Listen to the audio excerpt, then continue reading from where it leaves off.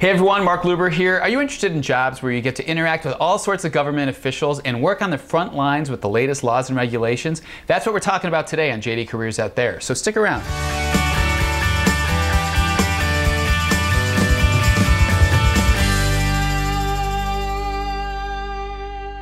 Alright, as you may already know, at JDCOT we explore career paths you could do with a law degree, both in and out of law. And we do that to help you find a career that fits you and help you succeed.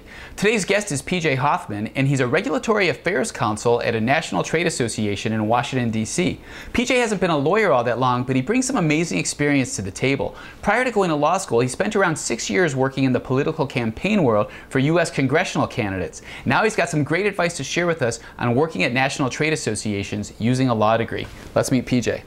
PJ, welcome to the show. Thanks. It's really great to be here. Thanks a lot for having me.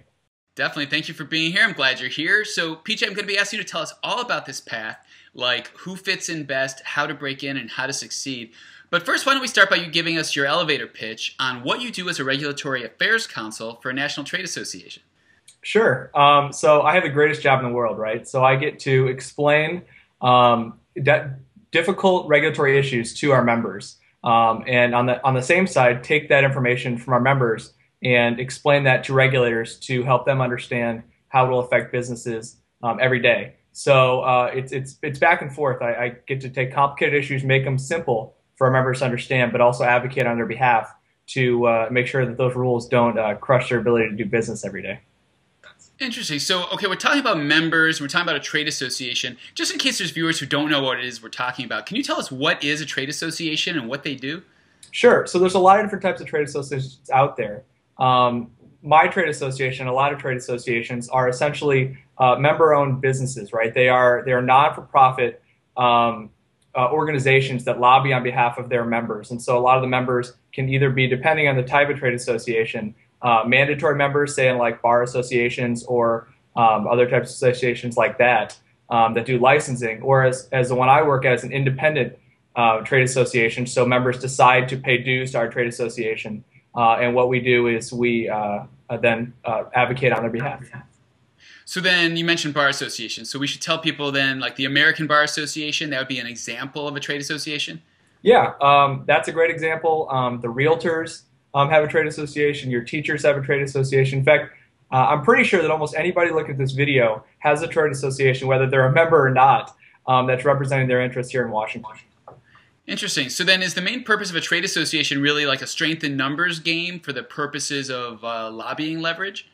Sure. So that's one of the avenues. The other is specialized understanding of complicated issues, right? So our trade association provides explanations in English for what a lot of the regulatory environment is looking like. So you can get a 1,000-page regulation that comes down, but I can write you a 10-page memo that explains what that really means every day for you.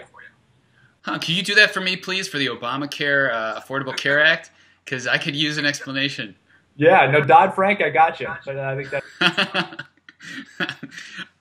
Interesting. So what would you say is the most rewarding part of working in a national trade association?